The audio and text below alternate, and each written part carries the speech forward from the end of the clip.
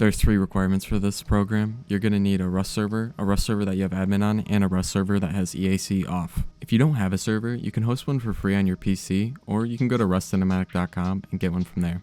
Alright, to get started, just go into any web browser and type in rustcinematic.com, and then once you reach the site, head over to Cinematic Mods, and then you'll see custom Rust animations.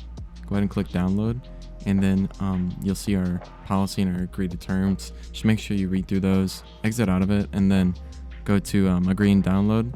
And then once you do this, the program will install. Once it installs, go ahead and open the setup exe. You'll get a notification from Windows. Just click more info and then run anyway. And then now you'll be in the setup.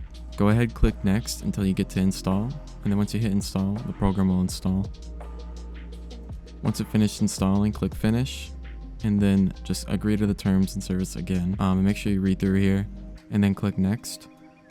Alright, and then once you get into the program, if you don't already have Unity, just go ahead and click on the Unity Hub button. You'll see that right there. And then once you do this, you'll just have to create an account with Unity and then install the 64-bit version. And then after you install it, just go ahead and do the normal agreeing to its terms and everything, sign into your account. And then you'll see that another version starts installing, the 6.5 version. Just go ahead and stop that and remove it. You are not going to use that one. And then in the program, you'll see the version that we are going to be using. Just go ahead and click that, and then it should take you right to it in Unity. And then uncheck the Microsoft Visual Studio. You don't need that.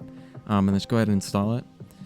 And then once it's finished installing, you can just check as well on the installs to make sure. You can just close out of this now. You won't need it open again. Go ahead and click detect in the program, and then just click next. And then set up.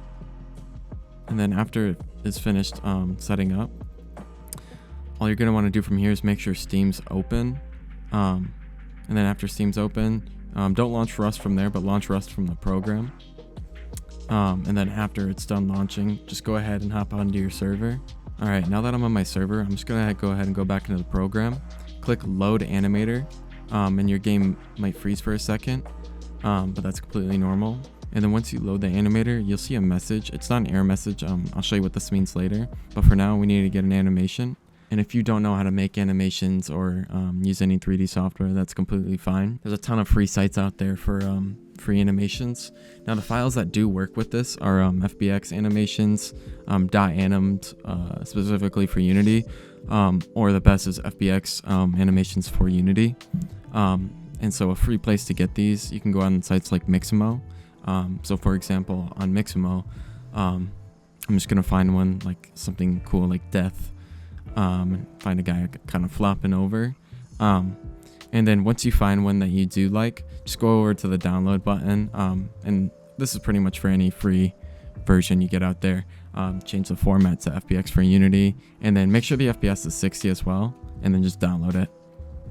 Alright, and then after it's finished downloading, head to the library tab inside the program, and then just drag it right into the Dropbox, and then let it build. And then you'll get a message from Unity. Just click allow, and then this might take a few minutes. Just be patient. Alrighty, now that it's finished building, all you got to do is go onto the server, spawn a player in. You can just do this through the F1 console. And then after the player spawned, just go back into the program and then look at the name of the animation. It's the exact same as if you were to play any other cinematic animation on a character. All you gotta do is just put the command in, and then you're gonna want to put the name of the animation in, and then right after that would be the character's name. You just want to make sure it's the exact same. So you can see here I'm making sure. And then you put the name in, and then the animation plays. And then also inside the program, if you don't want to go through the F1 console, you can just select it right on there through the playback inside the dashboard tab and click play. And then boom, the character's doing the animation again. And then you can also turn on loop. And then when you have loop on, just hit play, and the character will keep repeating the animation over and over again. And if you want to manage these NPCs with custom animations a whole lot easier, feel free to check out rustcinematic.com. You'll pretty much have your own server, and you can also turn off EAC on there. You can manage the NPCs with Rust edit mode, like spawning them in, and they'll wear your kit and everything. You can position them, rotate them, make them shoot, etc. There's over 24 cinematic tools to use, but yeah, it just makes life a little bit more easier when using this. Alright, and then when it comes to demos, all you're going to want to do is just start recording the demo. And then after you start recording the demo, you're going to want to play the animation after you record it. So in the program here, just click play. And then, yeah, so after that happens, you can just go ahead and stop the demo. And then once you're done with that, you can just go ahead and load right into it. And then it should automatically start playing